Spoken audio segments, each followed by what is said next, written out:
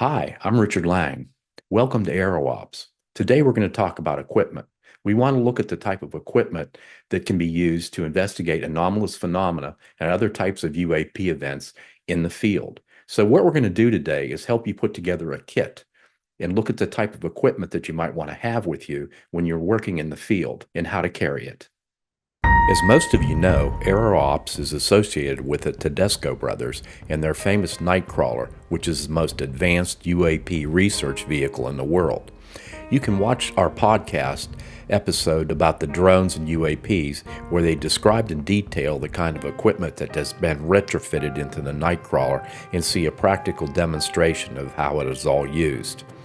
We wanted to help people involved in UAP research put together an equipment kit that can be used in the field for night watches, MADAR alarms, UAP field investigations, and law enforcement responses. The whole idea is being prepared and ready to go when an event unfolds, which typically happens very quickly. So the idea of having a kit with all the necessary equipment that's grab and go ready and what we're going to talk about today. Pictured here, you'll see two different types of kits. One is a hard plastic waterproof case that seals up and locks for travel. It has wheels. The other is a backpack with padded compartments to protect camera equipment. And sometimes it works better, particularly if the area is not next to a road or a parking lot, where one might have to hike for a mile or so to get to an observation point. Irregardless of which type of kit works best for you, we're going to talk about the kind of equipment that you might want to gather up and have available to use in these kits. We're going to show you some meters that are used to detect nuclear radiation and electromagnetic fields. These instruments can be used to collect data, but most important, we'll talk about how they're used to protect individuals from health hazards and to keep safe distances. We're going to look at different types of photographic equipment, including digital cameras for general photography and also low-lux night vision cameras that can detect very low levels of light. And finally, we'll take a look at other handy instruments and tools that can be used in the field, including lighting equipment, lasers, headlamps, flashlights, measuring devices, and weather metering devices. Featured here is my Canon mirrorless digital camera. The mirrorless cameras are smaller and lighter, making it much easier to pack. I have an 18 to 150 millimeter f3.5 zoom lens, and I also carry a 55 to 210 millimeter zoom lens. Keep in mind that these are what they call crop sensors, so when you look at the size of the lens, you multiply it by 1.5. So a 210 millimeter lens has the effective range of a 315 millimeter lens. The camera has a fairly high resolution at 24 megapixels, and you can also shoot video at 4K. There's a manual switch on the bottom of the camera that allows you to turn the autofocus off and focus manually.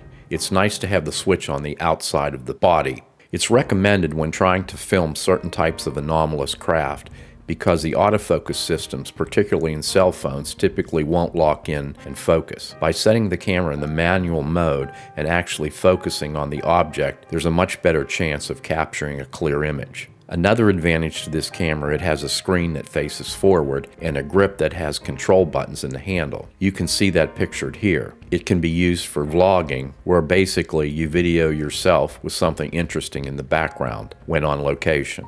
Pictured here is a Psionics night vision camera. There are several models that are really excellent in quality. They have very low lux capability, almost being able to see in total darkness, and they can wirelessly connect to your computer. Every kit should have a good pair of binoculars. These are Nikon 10 by 42. 10 power is the magnification and 42 is the diameter of the lenses. The bigger the diameter of the lens, the better light capturing quality. I have a Garmin GPS. It's the Tex Touch 35 with a color screen. A GPS is very necessary when doing field work because you can mark the exact coordinates at the location where something may have occurred. And it's typically required on most report formats nowadays.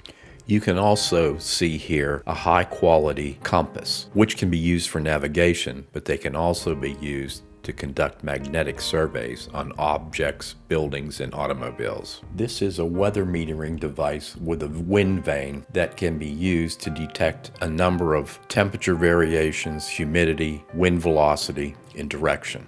As you can see here, there's a cell phone app available that allows for remote data downloading. You can actually set the device outside during a storm and be inside completely monitoring all the weather information. Also pictured on this slide is a digital thermometer and a laser thermometer.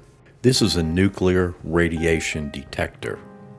It's the most popular selling radiation detector on Amazon, and I recently watched an analysis that was done by a technical company, and they gave it 4.8 out of 5 points. I've included a chart on this slide that shows safe levels of radiation and where the danger levels start. There's an alarm feature on this meter which can be set to warn the user at dangerous levels of radiation. The tri-field meter in the center of this slide is the most popular meter that's used by people in ufology. I like the Eric Hill meter on the left because it has a digital readout that changes color from green in the safe levels, yellow in the moderate levels, and red in the dangerous levels. Both meters provide the same information: magnetic, electrostatic, and radio microwave energy. Most dangerous are the magnetic fields, and you can see here that energy of 5 mg or more is considered unsafe. A small handheld audio recorder is a great thing to have in a kit, and also you can see here Goal Zero 19,200 milliamp battery with a 50 lumen emergency area light. The battery can charge the meters, headlamps, and flashlights. Here are the different lighting devices that I carry. On the left is an ultraviolet flashlight in the 265 nanometer range. They can be used to highlight different types of substances. Next is a small red flashlight. Red light is great because it doesn't affect your night vision when working in a dark environment.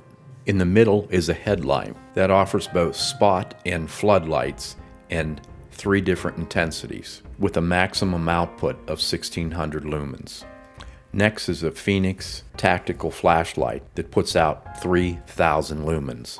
And finally, a high intensity green laser, which can be used to point out objects in the night sky. It's always good to have some measuring devices, like a fold-out ruler, a tape measure, and a caliper. These also come in handy when you're trying to photograph small objects. I carry a 10-power jeweler's loop. I can't tell you how many times I've used it during investigations. And a multi-tool comes in very handy with screwdrivers, pliers, and wire cutters. The equipment you see here all packs up into the bag you see on the right side of the slide, and it attaches with straps to the bottom of my backpack. The tripod at the bottom extends to a full-size tripod, but it folds up very compactly for packing and travel. The smaller tripod comes in handy for holding small instruments. There's a clamp, a suction cup, and several smaller linking devices for attaching equipment to railings or car windows.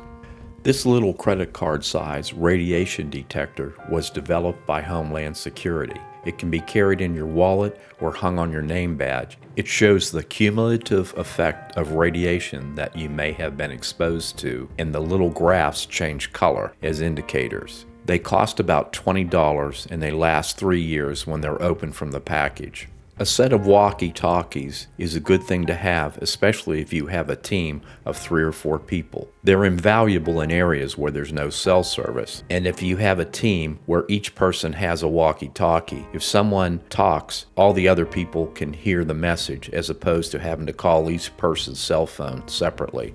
It's a good idea to have a headset with a microphone for the cell phone usage, which allows your hands to be free. It's a good idea to have a little rain jacket that packs up into a little sack that you can clip on your backpack. And if there are more than one investigators involved, it's a good idea to have 2 sets of keys. Also, in a presentation like this, it's good to talk about vehicle use. Your vehicle is probably the most important piece of equipment. It's your mobile studio and your life support system. A plain vehicle, mid-size SUV in a subtle color All-wheel drive is an absolutely necessary option. It allows you to facilitate transportation in bad weather, rain or snow, and even some light off-road navigation if necessary for a muddy field or a dirt road. It'll help you get into where the remote location might be, and in some cases it might help you get out of there if things are breaking bad. It's a place to relax, get cooled off or warmed up while on location. And there's a substantial compartment behind the seats that can be used as a workstation. When the rear hatch is open, it can provide shelter from rain and shade from the sunlight. And one final thought about a laptop. A laptop is something that you obviously wouldn't be able to put in your kit, but it's a good idea to have one in your vehicle when you're on location. A laptop with a power supply that's newer and faster is better. It's good to have an SD card reader, USB ports, high-definition screen, and absolutely need lighted keyboard. If you have a mobile hotspot with your smartphone that can hook you up to the internet where you can check maps, search for names, times, locations, make hotel reservations.